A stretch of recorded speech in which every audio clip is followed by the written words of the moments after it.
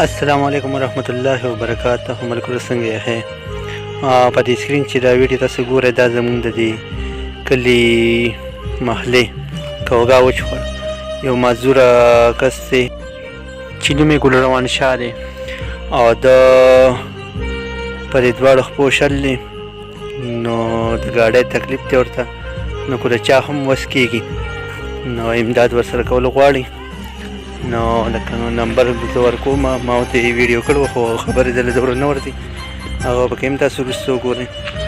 نو که د چا هم وس کېږي نو د سره مرسته وکړئ الله پاک په تاسو له دې اجر درکړي.